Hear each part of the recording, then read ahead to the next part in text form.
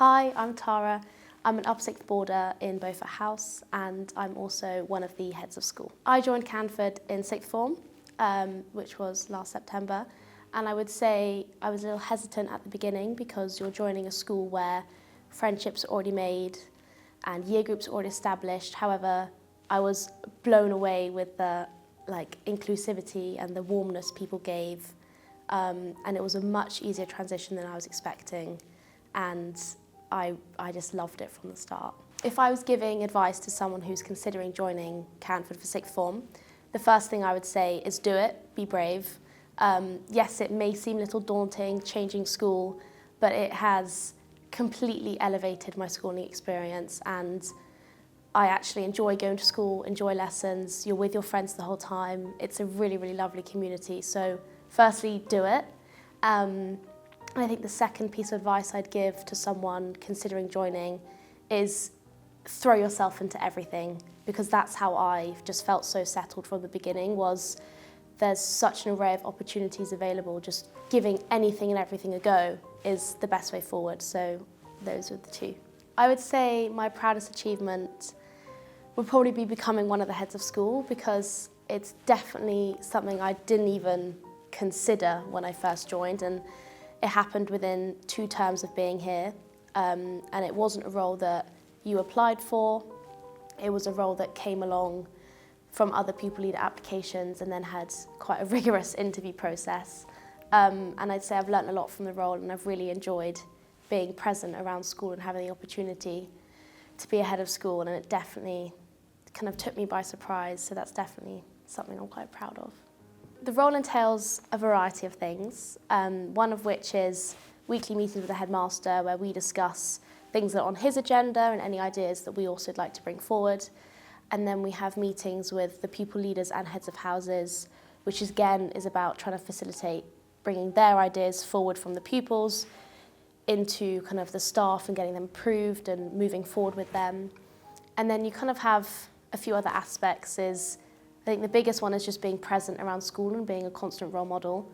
And I think that's maybe something people don't really consider when they think about a head of school role. They just think about kind of the material side, whereas actually there's very much presence, leadership, role model involved with it as well.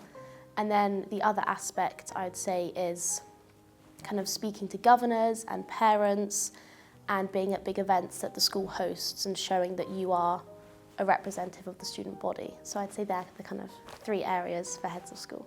I've been involved in a few kind of co-curricular activities and partnerships, one of which I loved was the first team hockey tour to Barcelona last year.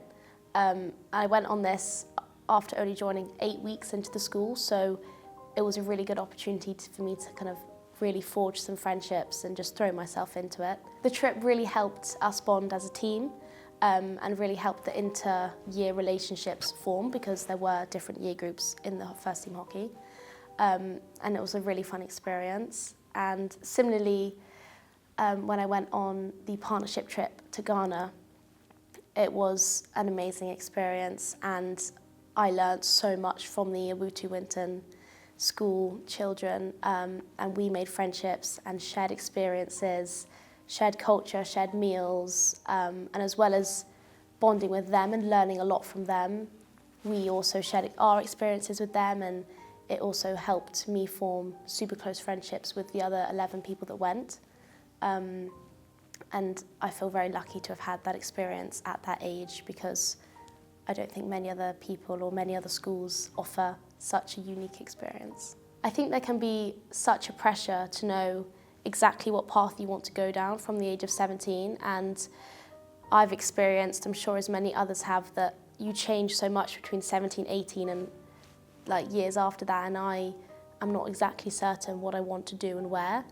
But Canford have supported me through that massively. So I applied to uni for the experience of writing a personal statement and writing references.